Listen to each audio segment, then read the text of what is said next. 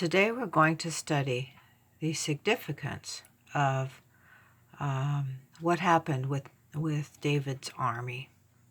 This is found in 1 Chronicles 12, and we're going to look specifically at verse 32, which is where it talks about those who knew the times. The total number of men in David's army were 934,822. And those who knew the times, who were of the tribe of Issachar, were 200. These numbers of the 200 amounted to slightly less than 0.25% of the army. The rest of David's army were 934,622 men. And these men amounted to 99.75% of David's army. So we find in the Bible that when David numbered all of Israel, that was a sin. But it wasn't a sin for David to number those who were in his army. So in 1 Chronicles chapter 12, we find that beginning in verse 23, that he numbered his army. So we're going to first read about those that knew the time. Starting verse 32, and of the children of Issachar, which were men that had understanding of the times, to know what Israel ought to do, the heads of them were 200, and all their brethren were at their commandment. So, those who knew the times of the tribe of Issachar, the 200 men, had understanding of the times.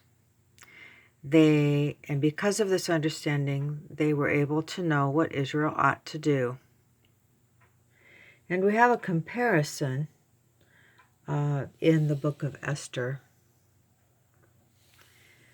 with Esther 1 verse 13, where the king said to the wise men which knew the times, for so was the king's manner toward all that knew law and judgment.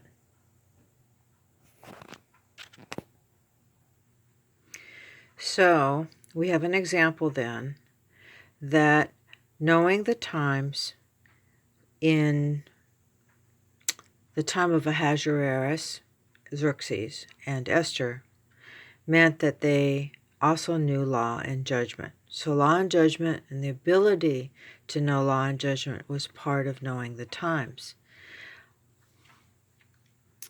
And we have an example in 1 Chronicles that understanding the times meant that they were able to know what Israel ought to do. And we can see at the very last part of verse 32 that all their brethren were at their commandment.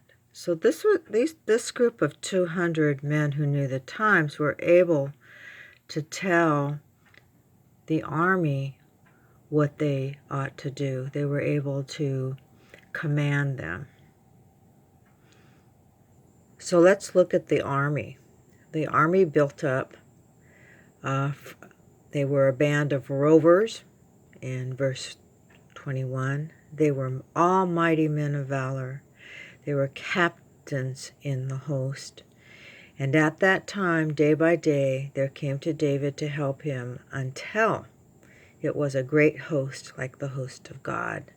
So this army built up from the time that David was in the cave of En-Gedi hiding from Saul. And it was built up until the time, one of the 4 times that David was anointed by all of Israel, which is what happened in this chapter. So then we find that this army, in verse 32, it says, these are the numbers of the bands that were ready armed to the war, and came to David to Hebron to turn the kingdom of Saul to him, according to the word of the Lord. So, a characteristic of this army They were a great host, and they were ready, armed to the war, to go to battle. And then in verse 38 it says, all these men of war that could keep rank came with a perfect heart to Hebron to make David king over all Israel. And all the rest also of Israel were of one heart to make David king. So this army could keep rank. They were united in their goal. They had a perfect heart to go to Hebron and anoint David king of Israel. And not only that, but all the rest of Israel were of one heart to make David king.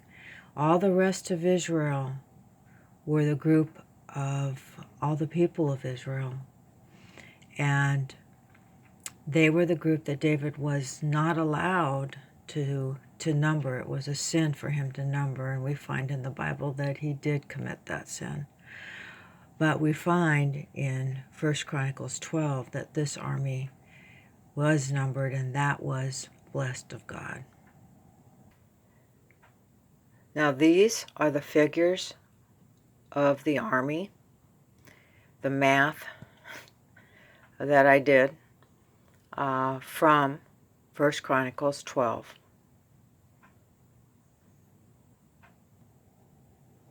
And these are the figures that I used to show what percent of the army were the people who knew the times. And you find that the 200 men from the tribe of Issachar who knew the army were just slightly less than 0.025% of the army. So let's come back to looking at these figures. David's army were 934,822 total. And those who knew the times were from the tribe of Issachar, and they were 200. This was slightly less than, actually I have that figure written a little wrong. These were slightly less than 0.025% of the army.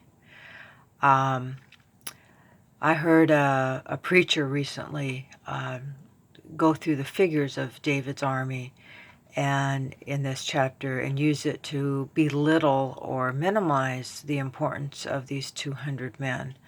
But I don't really think that's what the Bible is saying here, because it's describing the characteristics needed for the whole army and the characteristics of these 200. They're all important. So the rest of David's army were 934,622 men. And they were somewhat about 99.075% of the army, or is it 98.075%? I don't know, something like that. My math may be a little bit off, okay?